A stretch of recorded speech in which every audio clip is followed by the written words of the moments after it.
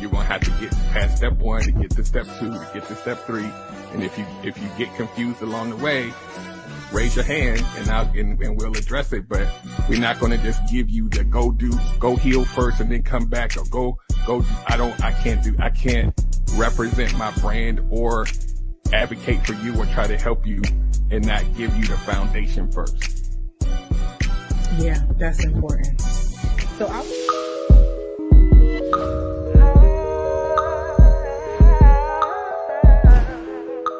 Hey everyone, welcome to Verbal Tea, the journaling podcast, where we focus more on our own inner voices than the voices of those around us.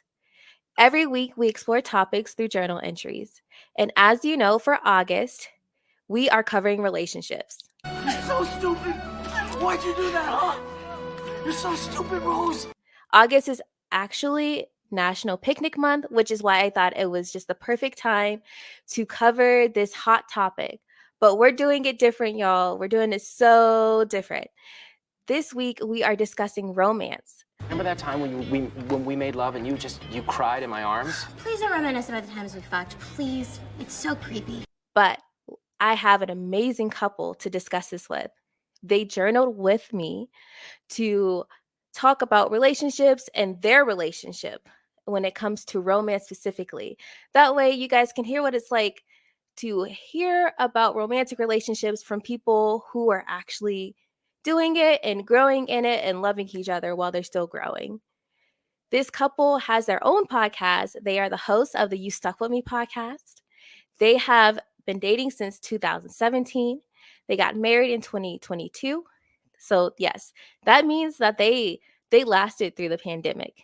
They've lasted through all these other different seasons that I'm going to allow them to speak about, but they went through it. And you guys know, if any of you have a relationship that lasted the pandemic, you already know.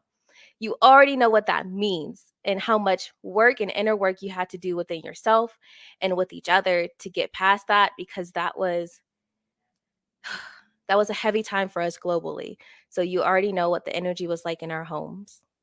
But let me just get them on, you guys. I'm so excited to introduce to you Marquis and Taylor. Hey, you guys. I'm so glad you guys are on. Oh, thank you for having us. thank you. I told you guys this again, but the audience needs to know I practically manifested them being on the podcast. I've been a fan of their podcast, the UStuckWitMe Podcast. You guys should listen.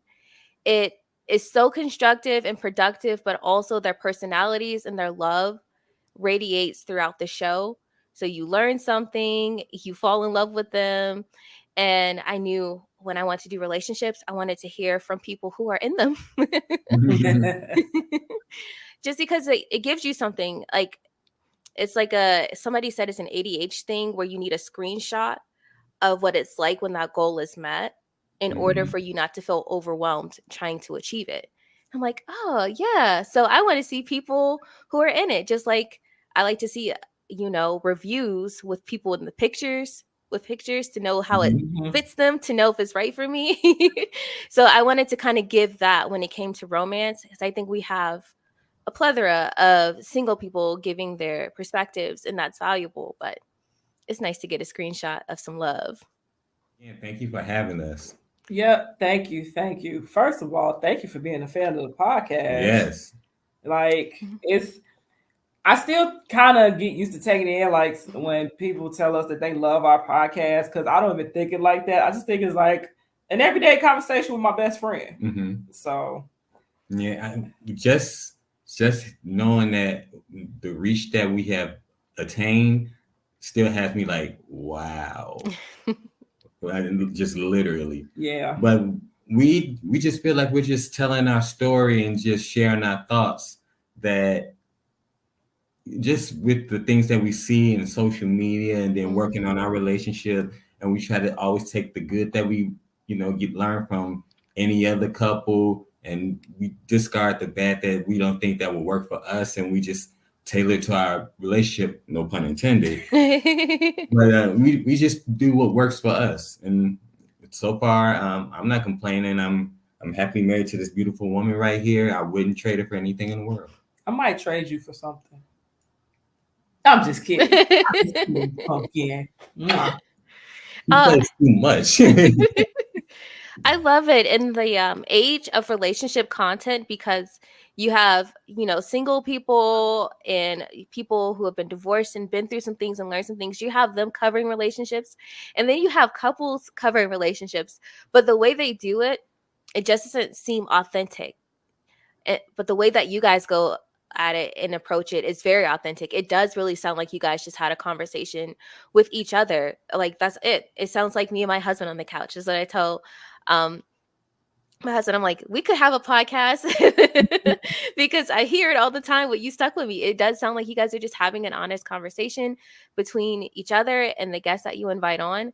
And that's what I think we need to see. We don't need to see, glamour shots or just cute vacations all the time. We need to hear what healthy dialogue sounds like from two people who are very different, but have this deep mutual love for each other. Well, what we try to do with our podcast is we always try to be authentic, and we also want to be vulnerable at the same time. We want to be relatable as well. Mm-hmm. So when other couples or even singles listen or watch our podcast, they say, "I've been through that," mm-hmm. or "Dang, y'all go through that too. I thought that we were alone." So we definitely try to make it relatable. People understand. We make it easy on the ears, and we don't want to drag it out, but we do want to make sure that we are making our podcast so people like it, they can relate to it, and they say, okay, so they dealt with this way. I've never thought about it like that before. So, and then also it's funny because at first we were always told that we should write a book, right? Mm-hmm. So the concept of the podcast actually came from like our friends and family telling us, hey, y'all should sit down and write a book about what y'all been through because it's pretty interesting. Mm-hmm. It was like, no, I don't think I told Marquis, I was like, I don't think we in that space in our lives just yet. That's not our calling to write a book yet. Mm-hmm. I mean, I'll say yet because, you never know what the future holds. Mm-hmm. But I don't mind doing a podcast. I don't mind doing a podcast where we just sit down, have a conversation, and just reminisce about some of the craziness, the foolishness, ridiculousness, and shenanigans that we go through. And the tomfoolery, because you can't forget the tomfoolery. Get the malarkey. And the malarkey. Yes. You can't forget about the malarkey. So just like have moments like that. It's a perfect balance because you laugh and then you really think. Like, it makes you laugh. It makes you like, these people were cool. She's a trip. He's funny. And then you're like, oh, wow. Okay. That's a good perspective, or that's a good nugget. Now, and I journal. So I like podcasts that make me journal. I like easy listening podcasts, but I like to take something to write about and reflect and like talk to my husband about. And you guys provide all of that. So glad to have y'all on. Thank you. Thank you. We're excited to be on too. I'm like, oh, snap. Verbal tea. First of all, I always say my favorite episodes when you had your father on. Yeah, we definitely enjoyed that one. Definitely enjoyed that one.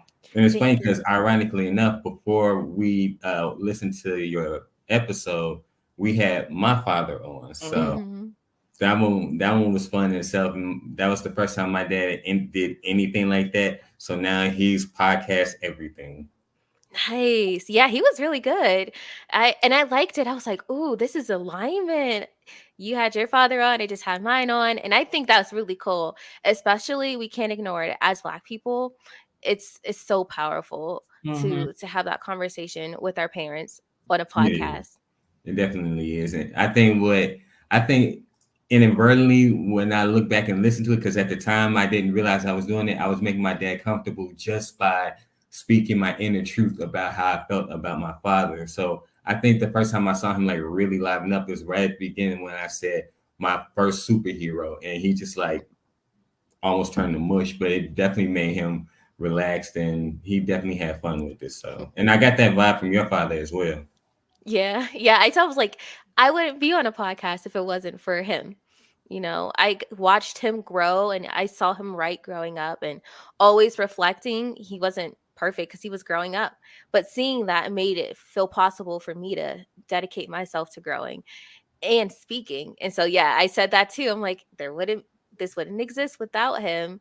And yeah, I could see him just ease up. Even though he's a pastor, he definitely was nervous backstage before we were going on because he never did anything like that. But He's a smooth guy. And what we don't often remember is, even though as kids we were growing, our parents were growing too. Mm. So in aspects that we were like, okay, mom, dad, what you did, I didn't like. We gotta remember to give them grace because they gave us grace as kids. So Yep. we change in age, but the dynamics doesn't change. Agreed. That's so true. Once you realize, wow, my parents a person, not just a figure. They're a person. They went through things. They had parents too, and things they had to work through with theirs. It changes how you approach those conversations, especially now where we're speaking our truth. We don't have to deal with this. You know, we can have the family we choose, but also all of your family are people. So Yeah. have a conversation. I agree wholeheartedly. Yes. And so just a shameless plug, you guys, definitely check out the You Stuck With Me podcast and the episode with his father. And also check out the one with my father if you haven't, because your parents do impact how you navigate all relationships, all of them, which is why I wanted to cover the parenting thing first before we got to this. And so I guess that's a good segue before we get into what you guys wrote about, because I'm so thrilled that you guys picked not just one, but 2 questions to write together on. Before this podcast, what was your relationship with journaling?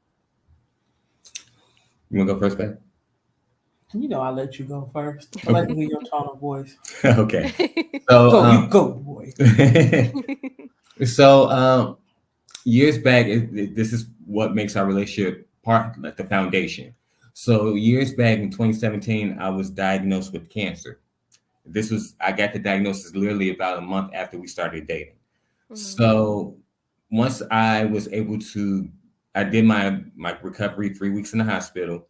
And then after that, both my wife and my mom said that, or suggested that I started journaling, talking about my day-to-day life, how I was feeling, just different ways to clear my head because I had a immune system that was very weak, so I can go out in public. Now, granted, this is before the pandemic. So even still, I was writing and I was saying how I felt, what I was thinking, what I wanted to do, future plans.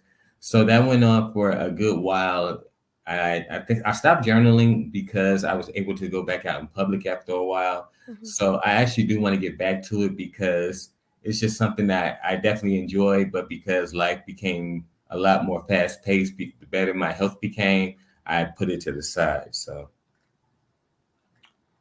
I would say I have an on again, off again relationship with journaling. The first time I started journaling, I want to say it was in 2007. Yeah, 2007, around the time that my father had passed. I just needed an outlet to process my feelings. And I never forget, I had this assignment in literature class where we had to write 2 poems. And you know, you just lost somebody that was really close to you. So, you know, you're not really thinking anything like that. You just you process grief differently. Right. But for me, it was a little different. So instead of going to the poem, I wrote out a journal entry. I was just writing out my feelings, like I'm just upset, like I can't believe this is going on. And I'm like, wait a minute, here's the subject of one of my poems here. So I actually took my journal entry and made it to a poem. Of course I passed, but you know, just seeing like whatever thoughts and stuff I have, I could just write it down on paper. After a while, I had stopped. That's 2007. Then I started again, and let's say like about 2010, 2011. You know, just being a teenager, going through growing pains, as we call it. Just still, you know, writing out those thoughts and feelings. Stopped again because it was like, okay, I'm good. I'm all right. You know, I'm more learning how to vocalize my feelings and talk to those close around me. Then I started back in 2017. That was around the time my mother had passed, and then that was around the time when Marquis first got diagnosed with cancer. Now that was like one of the times I say that's one of the hardest times for me, because usually I'm vocal and usually I find an outlet to process my grief. But at that time, I felt depleted. Like it was like a lot of things going back to back. Like first my grandmother passed, then my mother passed, and then now my boyfriend, the love of my life, he's sick, and I'm just like, I feel helpless. Like I just don't know what to do. So I just put a pen to notepad and start writing out my feelings and everything. And then me and him actually started talking with, as he mentioned, that he should write out his day-to-day, what's the word I'm looking for? Thoughts. His day-to-day thoughts. Thank you. His day-to-day thoughts and his everyday emotions and stuff, because my mindset was, you could help somebody with this. You know, when we hear the word cancer, we already think it's terminal, like this is final all end all be all. But it's like it won't be for you. So for me with journaling, I was writing down my manifestations, saying, okay, we're gonna be married. He's gonna be the father of my children. We're gonna live this life beyond our dreams. He's gonna get better. So far 2 for 3. Yeah, so far 2 for 3. So I still journal from time to time. I'm not as heavy now with it, but I start out my day writing out thoughts, one of my prayers, my daily devotionals. So that's why I would say, yeah, that's how I would describe my relationship with journaling. An on again, off again relationship, but we never ended on bad terms. I agree with that. I like that. I like how you said that. Yeah. I like that. Therapy. I'm sorry. Journaling has always been a therapy in one part of our lives or another. So yeah. Absolutely. Same here. I mean, I probably am more diligent with it than the average adult, but I have put myself through a lot. Like I moved cross country with no family. So I reinvented myself almost, I feel like, and just had to work on who I am, how I'm going to show up in this new space because I don't have anything attached to me. So that kind of forced me to stay a little more consistent with journaling. And then as soon as I got established, I got pregnant. And so like, I just was like, boom, boom, boom, like kept rolling with the punches. And so my journal's been like, that's been my only thing to keep with me, my only home really, because I've just been moving to and fro. Now that I'm stable, I am more like you, Taylor, where I'm starting to script, like manifest by scripting, like this is what's going to happen in my life. And these are the actions I'm going to do. I know that you guys both said that you went to church earlier. So I'm sure that you guys like meditate on scriptures. And that helps me a lot. I used to do what is called SOAP. I don't know if you guys have heard of that. Where you read a scripture and then so you write the scripture down or just whatever. Yeah, you don't have to write the whole scripture, just like James 4:2 or whatever. And then the observation, what you learn from it, and action, what you can do today to put that text to work, and then a prayer, like so SOAP. I used to like that. I like it. I used to do that, and that kept me grounded a lot in college. And now I don't really read the Bible, but I definitely still kind of follow that method of when I listen to something, I try to take something from it and see how I can apply it to my life. So I'm like just growing just a tiny bit every time I write. I think whether you're growing a little bit or a lot, as long as it's growth, then that's positive. Yeah, exactly. It's always going to be a marathon. Like people think that everything just happens big. We always just see these big milestones, but it's like there's all these tiny things that happen. And thank you guys so much for being so vulnerable with everything that you guys have been through. Oh my gosh, since it was 2017, you guys have really been through, I want to say, every season with each other. Yes. Oh, that's only part of it. When we speak on the things that we've been through on our podcast, the pandemic, the cancer diagnosis, the mass shooting, that those things are the negative things, but we also try to highlight the good things in our podcast. Like a lot of people, I just put this out there probably like season 1 of our podcast, I was a contestant on Wheel of Fortune. So that was one of the highlights. She was there for that one. Just me being able to walk again and all the things that I regained during my recovery and seeing her with me every step of the way, just celebrating the little victories and celebrating the big victories. And me mean some of my heroes. And her mean some of her heroes. And just, we want to show people that if somebody can be with you during the bad seasons and everything when you're down, they definitely deserve to be with you when you celebrate and when you're up. Absolutely. But people only see one side or another. It's always so polarizing. It's like, but when you're sharing your life with someone, it's all of it. All of it. Yes, you see the good, the bad, and the ugly. Like we said, the best way I describe it is, and I say this all the time, me and Marquis went through the sickness and the health before we said I do. Now we're in the space. Now we're in the happiness phase. We're in the, okay, we're both better. We're both in our healing season. Let's go ahead and tackle that. I don't say bucket list. I say life to-do list. Let's go ahead and tackle our life to-do list. Let's go ahead and travel. Let's meet new people. Let's start a podcast, so it's great. So since we've been married, our honeymoon was 2 weeks. So we did 6 days in Miami, and then we did an 8-day Southern Caribbean cruise to the Dominican Republic, Aruba, and La Bonniere.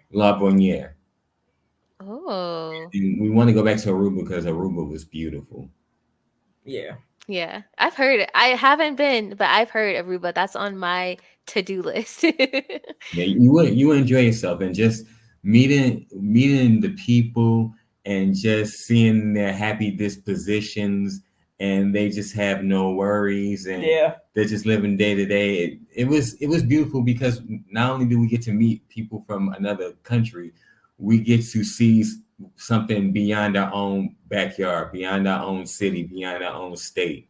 Because I firmly believe that life wasn't meant for us to be in the same space all the time, just to get out and travel and see different things. And you really appreciate what you have and understand how people live, and the things that you take for granted, they always make sure that they keep it close to them, because some things that we have, they don't have, and some things that they have, we don't have. So it's an exchange of ideas and exchange of cultures that you get to appreciate, and you get to see it and learn to understand. Hey, that's good too, but I'm not gonna lie to you. I just enjoy being out and watching the sunset, the sunrise, the waves of the water. Yes. Just taking in. Sometimes you want to hear just waves. You just want to hear nature, right? To give you like a peace of mind and calm down and get away from the stresses of life. Because living in Chicago, it's always loud all the time. You're always it's busy.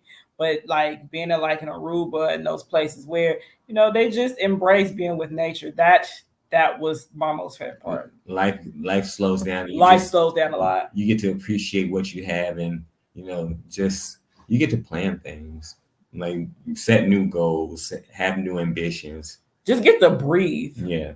Yes. And that's nice. And I think that's necessary. That's why on New Year's, I don't like going out.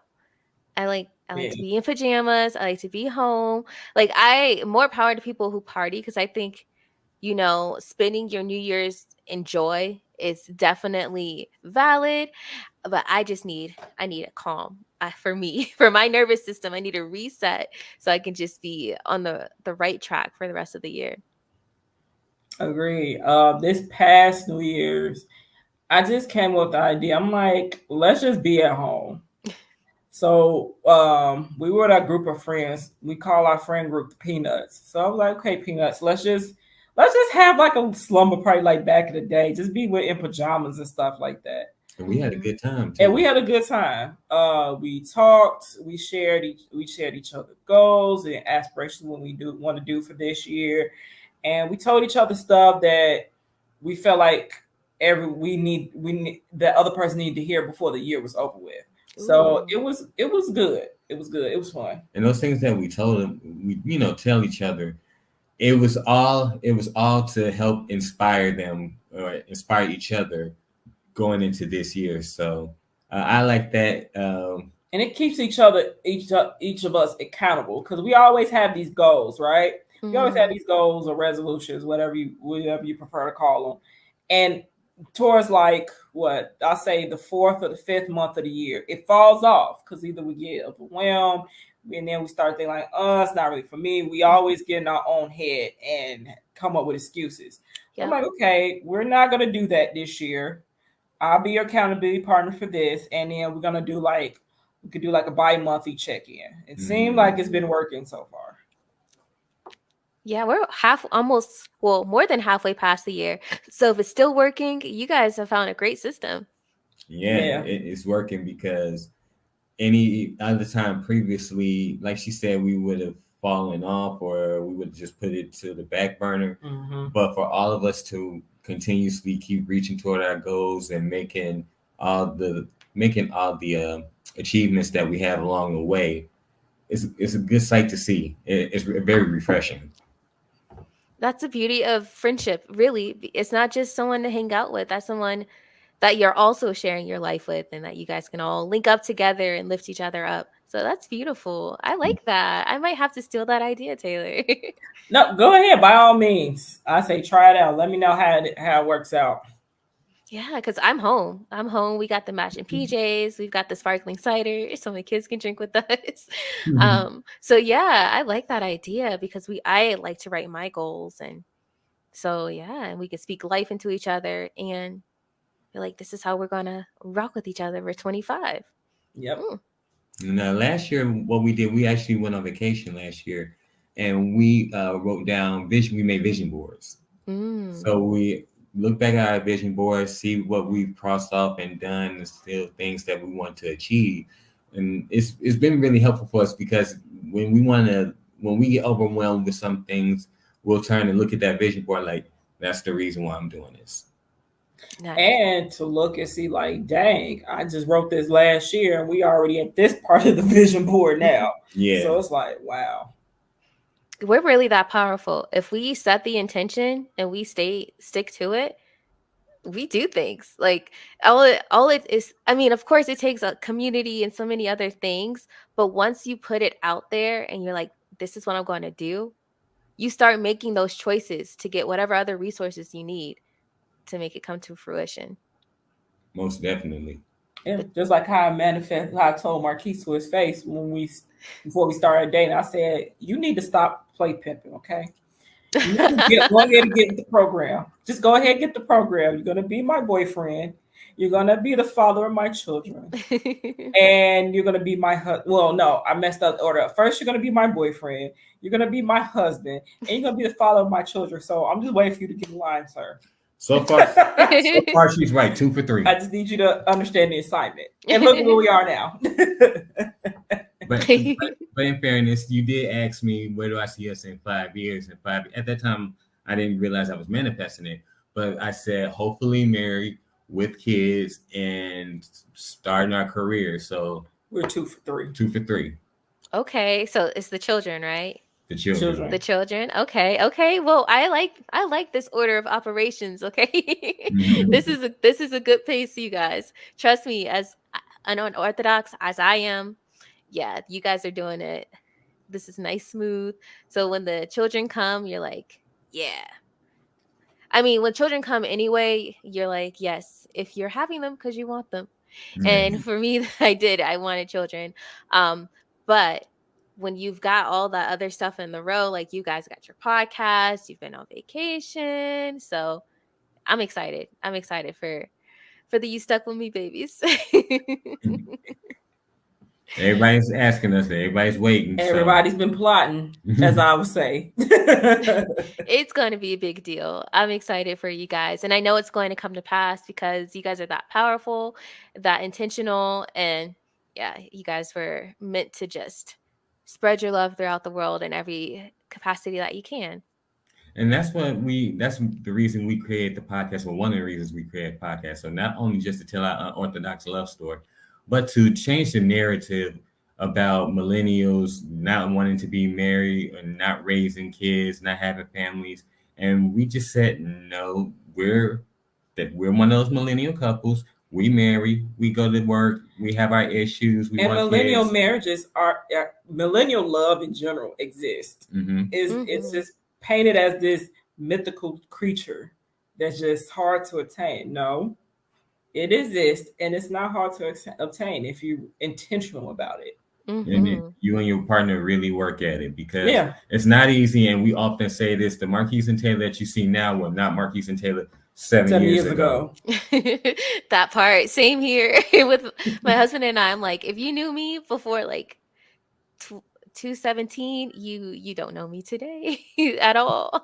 Exactly. So when people say, we've actually had this happen a few times, people will call us couples goals, where we're like, we'll be like, well, thank you for the compliment, but we don't consider ourselves couple goals, because we're still trying to figure everything out. We're still trying to figure everything out, but also it sets up a pedestal, right? Couple goals, like it sets up a high pedestal where, like, oh, I want to be like Marquis and Taylor. Oh, I want to do that, and I want to do this. You know, it works for it. They're successful. They're making it work. No. It's working, but again, as we say, the same Marquis and Taylor that you see now wasn't the same Marquis and Taylor. I could be a little bit more honest with it, like a couple months ago. You know, I mean, we love each other, we care about each other, we go through the ends of the earth for each other. But I mean, we're gonna keep it honest. Sometimes we might get on each other's nerves, right? You know, so when we hear couple goals, we always say thank you for the compliment, but also we just want you to have a relationship that's tailored to you. No pun intended. I love it.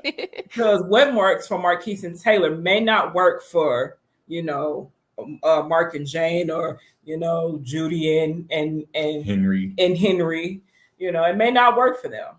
So I always say, if you have a partner that's open, who wants to start from the ground up with you, then, you know, that's all you really need. And then over time, you learn each other. You start to see what works for you and your partner. You also start to understand what makes your partner tick, like what makes them mad, what makes them happy, what is it that they don't have an opinion about, or what really excites them or they feel fiery about. Yeah. And your partner is going to change with you. I wouldn't say daily, but over time, because the person, like we said, what we are now, we're more than likely not going to be like this in 5-10 years. Right. So, and there's nothing wrong with that. You should allow your partner to change, and you should change, because nobody should remain stagnant in their marriage. Oof, I love that. I love that you guys acknowledge that, because I was going to ask you guys about relationship goals. I think they're unhealthy. They are flattering, but they're unhealthy because no two people are alike. Exactly. So when you put them together, that's definitely not going to be compatible for the next couple. Like we all have different things. So instead of putting a person on the pedestal or a couple on the pedestal, just work it out for yourself. Like, I love how you guys understand each other and yourselves. That's what I want in my relationship. And it should stop right there. Like, you don't want to be just like another couple, because you might not have the capacity to go through what they've been through. And if you try to do what another couple does, you're going to fail, because what that couple does specifically works for them, and you can't try to be them. Right. You need to be comfortable with being yourself with your partner and doing the things that works for you. So we have this thing, like I said, we try to break the status quo of what people think relationships about. You see on social media, people saying like, I don't want to go 50-50 with a man, or a husband needs to do X, Y, Z, a wife needs to do X, Y, Z. I'm going to be honest with you. We do 50-50. Some things that I do that's against the norm, some things she does against the norm, but it works for us. And that's why we're happy. So we don't try to copy what another relationship is doing. We'll take parts of it that see if they work for us. And if they do, great. If they don't, we'll leave them alone. Well, I think, because the backtrack on what you said, babe, about the work, I think that's what's being overlooked here. when we hear about couple goals, like, oh, I want to be like them and everything like that. We in a society, us as a society, we have a mindset that we don't think about the inner work, the background work. We only see The finished product, Mm-hmm. the outside of it.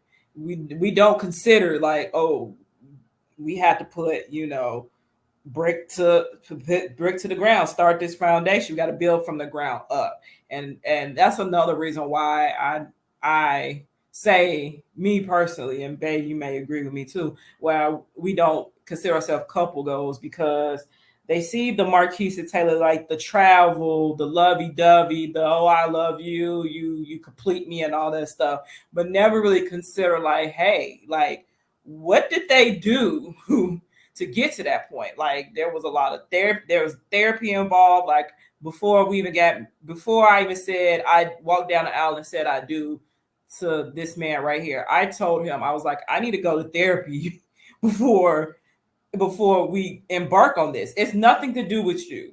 Mm-hmm. I did make that clear. I said it was nothing to do with, it had nothing to do with him. It was all inner me. I just felt like it would be doing an injustice to the both of us in our relationship that I'm entering in this milestone of our lives, and I'm not 100% there mentally. Mm-hmm. After she told me that, I just said, okay. And I supported her. And I think correct me if I'm wrong, but I think her biggest worry at the time was me judging her. And I wasn't going to judge her, because when she brought it to me, it made sense. Because if she didn't deal with the issue she was having then, we would be dealing with the issues later on in our marriage when they could have been dealt with from the beginning. Yeah, I do agree with that, but it wasn't so much I felt like that you was going to judge me. I just felt like I just didn't want you to feel like it was your fault. Because when we have built up anger or whatever feelings that we project it on a person that's closest to us, because we feel like we need to get it out. So I just took a different approach instead of projecting that on him, because he's created a safe space for me to be open and vulnerable and everything like that. And I just didn't want to tear down that space that he's created and have him resent me or feel like, well, dang, I just tried to be a good man and she's just acting all whatever, Mm-hmm. So I just took the initiative and just was straight up with him. And that took a lot for me. Yeah. Because in previous relationships, I'm not going to say that they were like terrible, but it just didn't create a space for me where I could be that open, like, hey, I need to go to therapy. Or they'll tell me like, what you need to go to therapy for? Is it something that I did automatically assume it was them, but when really it was me internally. Wow, that's admirable, and I wish more people talked about that. Like, sometimes the reason it's not working out has nothing to do with the suitor or the partner. It's really a personal work that we have to do, and it is hard for us to even acknowledge that or say it outright, because there's so much shame associated with still having to work things out or not being at this perfect space for the next part, especially as a woman. Like, we've been groomed our whole lives to be ready to be married. What do you mean you need to take a detour and just, right. like, you failed your whole life at this point? That's how they make it seem. So I'm so glad. I didn't even know that was part of the journey. So I'm so glad that you shared that, because I think men and women need to hear that. Sometimes it's you, and there's a way to express that to your partner, and your partner's going to be understanding. And partners, if you hear it, don't take it personal. Yeah, don't take it personal. It's not you.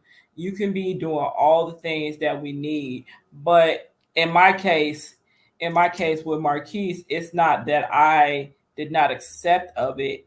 I wasn't accepting of it. It was just more of, I'm not used to this. This is foreign territory. And I wanted to get out my own head of, okay, he's being nice to me, so that means he probably gonna leave me like in a few months, or, what is the angle here? Like, why is he being so nice to me? Right. And then also at the same time too, I had to rediscover me. Like, what did I love about myself? What made me worthy of this? Because I feel like a lot of people don't feel comfortable saying that. And for me, that's where the grace comes in. Yeah, so that's one thing I do love about my husband. He, in the beginning stages, he grant me a lot of grace when I didn't give enough grace to myself. Or no, when I would say this, when I was relearning how to give grace to myself. And there was no judgment. And when I told him like, hey, I need to go to therapy, he didn't judge. He was like, okay. And what then do you need from and him? what do I need from him? So because honestly, I feel like it's a stepping stone. If in a relationship, if you can give your partner grace from the beginning, that will introduce the concept of vulnerability. So because you gave them grace, they know that they can be vulnerable with you. You already have that element of trust. Just the trust starts, then the grace, and then there's vulnerability. And as long as you keep a open line of effective communication and you're understanding, and like she said, I didn't judge her. I was just like, okay, how can I be of service to you? I'm going to get to that soon. It makes it easier for her to be accepting of what I was giving her because she never, like she said, she never had it before. And she was able to let her guards down and let the walls down. So that makes our relationship, as far as communication, trust, vulnerability, grace, makes it easier. Yeah. Yeah. And going back to what I just said about being of service to someone, we wake up every morning and ask each other, how can I be of service to you? What can I do to make your day easier? What can I do to make when you get home, you don't have to stress about it because I already took care of it, and vice versa. And we don't always have something for the other that day. And some days it's just as simple as make sure you take the trash out, make sure you take something out for dinner, make sure you call such and such, make sure that this is taken care of. It's simple stuff that people overlook in their relationship that actually make a big difference. She always told me, it's the little things. So if I always take care of the little things and vice versa, we don't have to deal with any kind of issues, or we avoid most issues. And we can it just makes our marriage much more manageable, much more smooth, much more easier, everything that we want to make it. And then also, we still ask each other that even if the night before or the day before we just would have had a disagreement. Right. So I think that's what makes it more authentic, makes it more relatable. There we go. Thank you. You coming up with the words for me. Thank you. I love this, y'all finishing each other's sentences. Right. Makes it more relatable because again, sometimes it's not always like this. Sometimes we would have got each other nerves. He probably would have did something to irritate me, vice versa. But we always have that thing like we still gonna ask each other, how can we be of service to each other? Because at the end of the day, that's part of our foundation for this relationship. And this also should be part of your marriage. You should be in your marriage to serve the other, not what can I get from this person. And I think that's what a lot of people in society, when they think of relationship, like what can I get from this person? If you're in a relationship and all you want to get from something, if you're trying to just get something for somebody, your relationships are not going to last long. And two things about that. First, we actually got that concept from another couple that we follow. Shout out to Kadeen and Val Ellis for that concept of how to be a service to each other. That's and number two, we just had this conversation in our upcoming episode of our podcast about going 50-50. So the 50-50, that's going 50-50 right there. A lot of people don't understand that. We talk about going 50-50 monetarily, like the bills and everything like that. But once you enter a marriage, that's 50-50 right there. You're sharing part of your life with another person. And like and like what I always say, a marriage is also, we in it for love and stuff like that, but it's also can be considered a business deal. Right? A business. So you're taking a chance on a person that you believe is will probably start off as a liability because we all start off a little bit rough, whatever like that. But you're taking that risk because you see them as an asset to your company. And when you bring in two lifestyles, you bring in two incomes, that's a joint partnership. Yeah. So whenever you say that, I like how you always break it down because it's so simple and it's to the point. Yeah, and I mean, because that's how it was presented to me, and when I do the podcast, and I said this on the podcast too, when I give advice, I give it two ways. I give it in a way that I wish somebody would have told me, or I give it away through experience. So. Okay, I'm excited about the 50-50 thing because that debate, that grinds my gears. I honestly put it out, like filtered it out. I can't see it anymore because a healthy relationship is all about reciprocity. Everybody is giving as much as they can. Like that's what you want. And in order for you to make someone feel safe to give as much as they can, you have to give as much as you can. Like it's just, that's how it goes. Okay. I think I don't want to cut you off, but I think when people think about 50-50, they think more in terms of finances. But when you're in a relationship and you're married, it's more than finances. You're thinking about how can you be for them emotionally, how can you be there for them physically, mentally. It's more to that. It's more to a marriage than just finances. And I think that just because of the place that we're in with society, everybody's thinking about the next dollar. And yes, everybody's always think about the next dollar. Everybody think about the next dollar, and just trying to finesse and get over. And a relationship should not be like that. You're gonna have your ups, you're gonna have your downs, but it's when it comes to 50-50, it's gonna be some days when you're giving more and they're giving less. It's actually a funny a song that I know is Teddy Pendergrass when he says there are days when he was giving 60 and she was giving 40. And then there was days when she was giving 70 and he was giving 30. That's always stuck with me, but that's it's gonna be like that. You saw what I did there. Stuck with me. So you're gonna have your days like that. But as long as that you remember that you want to be with this person and why you married this person, everything should be easy. That should be your motivation right then and there. Yeah, I love that. I feel people hear those conversations, like you said, they think about money or they think about labor, but honestly, every day, can you give 100% realistically? You as a person, can you even give yourself 100% every day? No, you can't. So just like it ebb and flows with you, it's going to ebb and flow with a relationship. What's important is that we're giving the best that we can and that we have that grace for each other because we know that we're giving our absolute best. And it's going to look a little bit lower today, but tomorrow it might be higher. I know for me, my husband, he sings in a band. So I wake up early every day, but that's because I have that skill set. I have that like go-to attitude. And I know no matter what happens, I'm going to let him sleep in. I'm going to handle the kids on the weekend because that's his work week, But simple that's things. Your way of being service to him. Exactly. But guess what? On the weekdays, who gets coffee every morning? Me. Like I don't have to make my coffee. And it's just like little things like that where you have this harmony. It's harmony is sometimes the altos are going to sound higher than the sopranos, but it's going to make a beautiful song. I like that. I like that. I like how you said that. But it's true. Like you're going to need the higher people higher sometimes and lower people to be stronger. Like it's just, it all works. It's about harmony. Like what's that song? All right. So I love how this conversation is just flowing. It's proof that you guys work through your relationship. And I feel like you guys have probably alluded to a lot of what you've journaled together. We definitely try to journal not only as much as we can remember, but what makes it, it's a reminder of what makes our relationship. And every time like, you remember that time oh yeah. So yeah, it's like a reflection of what we been through. Yeah.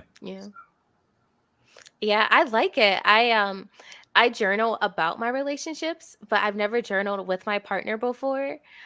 But when we wrote our vows, they kind of were like a journal entry. And I'm like, this should be something we do more often because it makes you really look back like, wow, we really did this. We really went through this. And this is how we grew.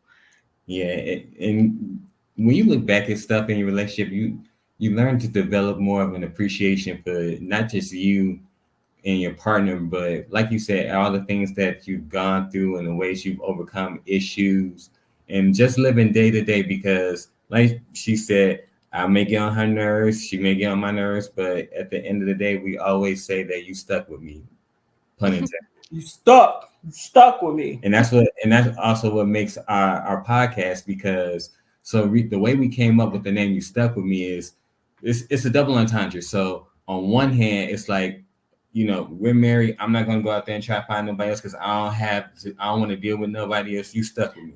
But on the other hand, it's like, okay, so through the pandemic, through the cancer diagnosis, through the mass shooting, and all the other disagreements we had, you stuck with me in every step of the way. So, I mean, I always say, my side of it is how we came up with the whole concept of You Stuck With Me is when Marquis would stay in the hospital, he would be uncomfortable. Sometimes he have back pains, or, he just needs somebody to talk to.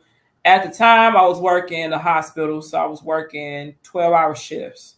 So sometime I'd be at home, I'll wake up, people like, whatever he was going through, I'm like, okay, I'm on the way, and I'll just stay the night. And then if I had to go to work, I'll go to work from there. And I had to tell him, like, what we doing, sir? Because I just don't wake up 4 a.m. for anybody. I don't get up and cook or whatever you need, whatever I would do at the time to impress him, to have him become my man. I just don't do this for everybody. So what we doing here? You think you gonna leave me? Yeah, you stuck with me. just like the show, I say I wouldn't have it any other way. And I tell him I don't know why he think like that, because he don't have any other choice. Last time I checked, I wasn't going anywhere. You better not.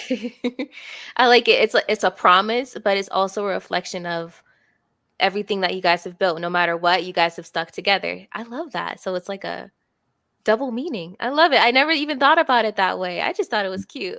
And I like that the words don't have any spaces. It's a symbolism. That's just how we say it. Yeah. Like, you stuck with me. You stuck with me. I love it. You guys, this has been amazing.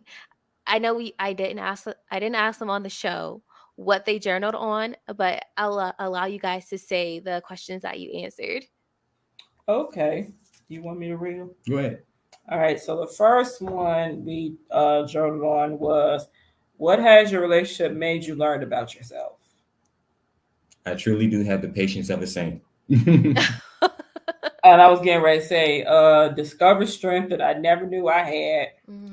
Patience of a saint. And I've learned this about myself. I'm the biggest introvert extrovert ever. I agree with that. and I also learned about myself that I truly am a social butterfly. Yeah. He's more so, even though on the podcast it may seem like I'm a trip and, I just have this live personality. I do.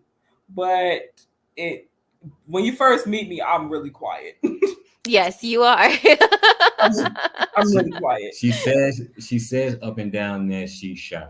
I am shy. But I think the reason why I don't think she's shy is because this is my wife, and we always are in some type of communication. So I don't see the shyness from her. Oh. So I don't. So it took me a minute to sit when I sat there and really thought about it. I'm like, you know what? She probably is shy, but she's not shy with me. Right.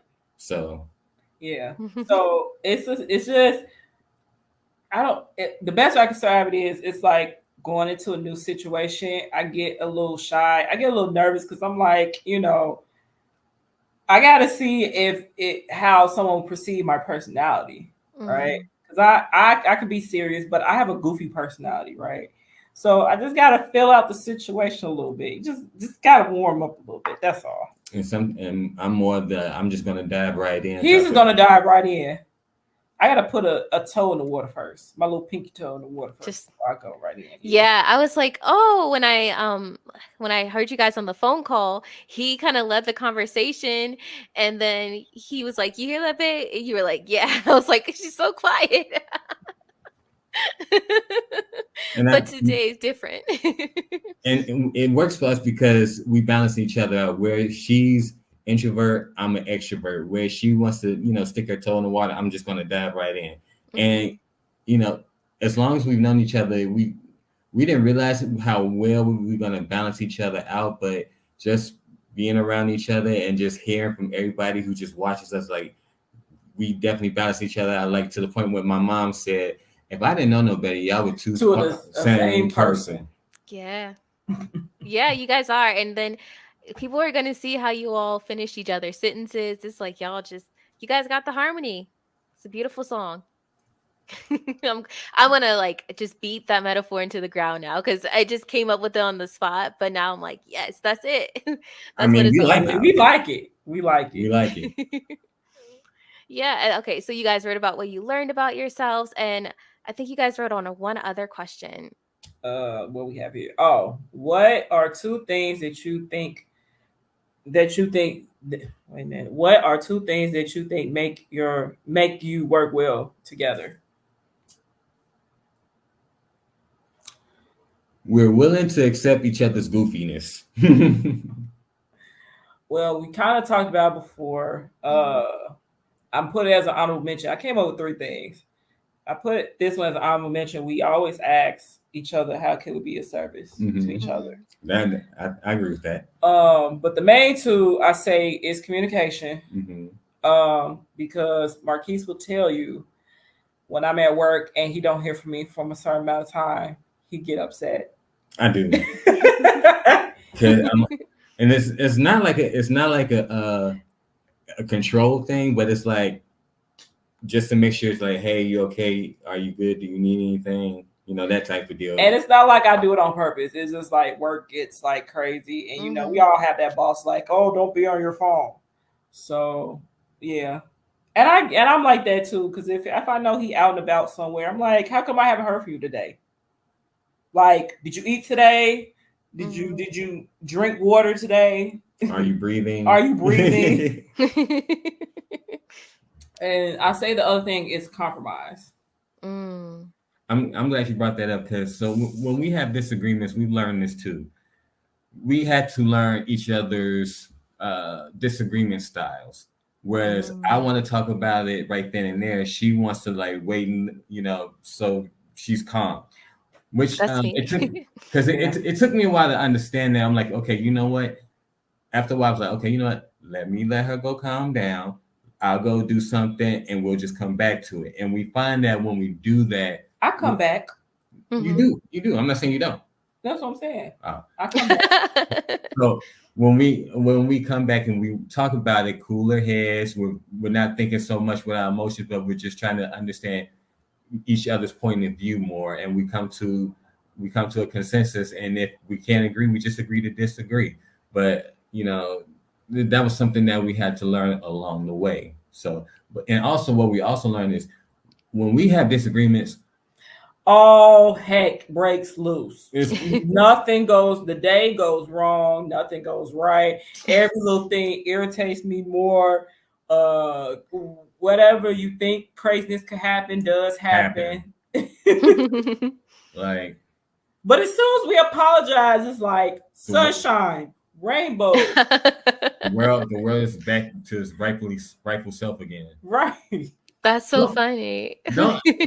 We don't know how it does that, but it just does. I'm not gonna question it because it's like, I guess that's God saying, okay, y'all need to cut this foolishness out and get back in sync. So no pun intended. No. Yeah. I have a question. I have to know because I know what my reality is. Do you all make up like right away, or has there been times where there was kind of a long period where there was just a lingering disagreement that you guys had to work through for maybe, I would say maybe a day? I don't know. I don't think we've ever had one. Man, maybe one. It happens rarely. Yeah. And it's usually because I'm stubborn. Okay. I'll take accountability on that. Because I'm a Leo.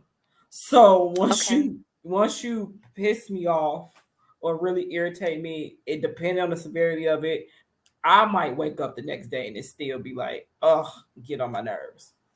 Well, not to cut you off, but first I gotta give her flowers because she's big on accountability. Like, oh yeah, real big. Yeah, I don't mind. I don't mind. Yeah, she is. I hear it on the podcast all the time. She's like, this is me. This is my limitation is Right.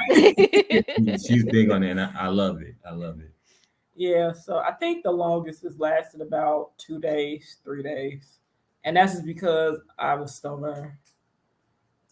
And then after a while, I feel so bad because he'll look so sad and be like, dang, I want to talk to her and stuff like that. But you know, that awkward period when you mad at somebody, you still want to talk to them, be like, oh, wait, I'm mad. But I'll say no longer. Oh, wait, I'm mad. Oh, wait, I'm mad. But I say no longer than a day because it's like, again, things don't go right when we out of sync. And then half of the time, no, I'm not gonna say half the time. 85% of the time, I would have forgot what it's always like when it would have started this like, whole thing. Why were we mad at each other in the first place? Yeah. Oh, okay. That's fair. I'm a newlywed, but we went through some things. I think the longest has been maybe overnight, but then I'm married to a Scorpio.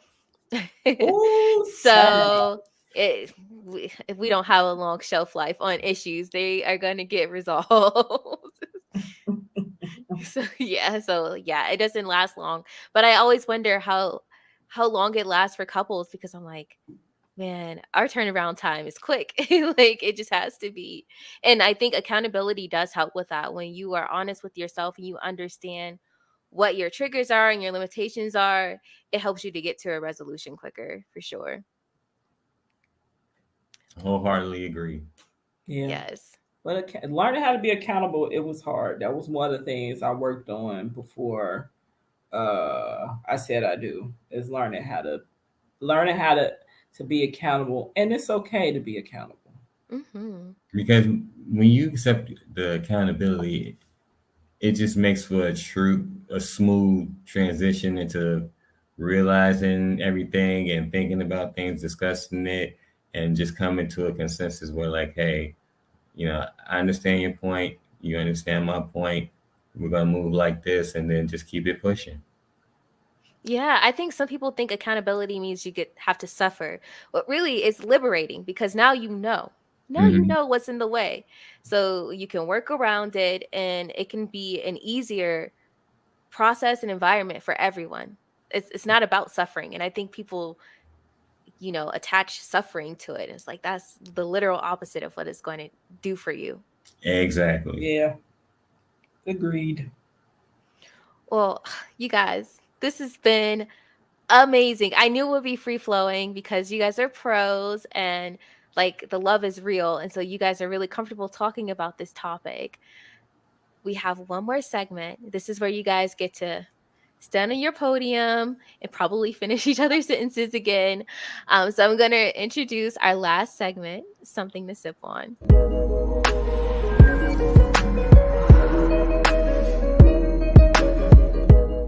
All right.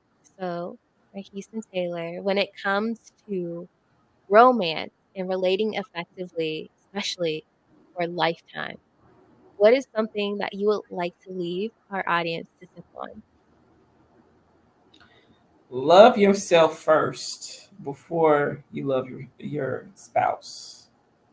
Because the foundation for us is I'm gonna rephrase it. The foundation for me was, as I said throughout the whole thing, I went to therapy so I can relearn how to love myself and learn what tools that I have to bring into my marriage. Because I knew that if I'm my best self, we both could be our best selves. That's good. I love that. I'm all the way with that one. Did you have anything to say, Marquis? Or do you agree? I mean, I know you agree. But I agree, but I have a different take. Listen to understand and not speak. Ooh. Because if two people are speaking, that means nobody's listening. And if you're not listening, how can you understand the situation? And you also got to remember, it's not you versus each other. It's you two versus the problem. Oh, that's a word. That's a whole word right there. Oh my gosh, I'm going to share that clip 1,000,000 times because that's it right there. And that goes for every relationship, familial, friendships, everything. It is you two against whatever issue it is. Mhm. Oof, that is, y'all are amazing. I'm just so grateful. This conversation has been so enriching, and I know that everybody, all the members of the Tea Party, are going to grab so many great nuggets from this. I want them to still keep in touch with you guys, because you guys, this is what they do. They talk about relationships and growing and just everything about relationships, not just the good stuff, but the challenging things as well on their podcast. So you guys do definitely need to stay tuned with them. Let them know where they can find you and keep up with you guys. You want to do it like the podcast? Of course. All right. Let them know our handles, babe. You can send us an email at UStuckWitMe@gmail.com. That is USTCKWITME@gmail.com. You can find us on Facebook, You Stuck With Me page. You can find us on Instagram at UStuckWitMe_podcast. That is USTCKWITME_podcast. You can also send us Are You Stuck messages to our email. We definitely like to read them. Maybe we'll read them on the episode. Also, you can find me at my_1 on Instagram and the app formerly known as Twitter. That is M1NE_1. And you can find me on Instagram and the app formerly known as Twitter under Queen Points. That is PO1NTZ. Again, that is Queen Points, PO1NTZ. And if you want some behind the scenes footage about how our karaoke rehearsals before episodes and all the foolishness and ridiculousness that I do to get on Marquis' nerves before recording, you can follow us on TikTok. Well, you can follow us on TikTok under my page, Queen Points 22. Again, that is Queen Points 22. And if you want to catch our podcast episodes, make sure you go to Spotify, YouTube, and Apple. And if you're on Apple, make sure you subscribe, rate, review, share with your friends. And like. Please make sure you guys are rating them, okay? Rate them and tell your friends about them. People listen, but they don't do any of the other clicking things. They'll email you faster than they hit the 5 stars. So make sure you rate their podcast as well. It is gold. And as always, you guys, you can keep in touch with Verbal Tea at Verbal Tea Time on Instagram and TikTok. And you can also go to our website. That will be in the show notes, as well as their contact information will be in the show notes as well for you textual learners or people who just like to copy and paste. But in the meantime, you guys, I want to thank you guys again for being on. I want to thank our Tea Party members for tuning in.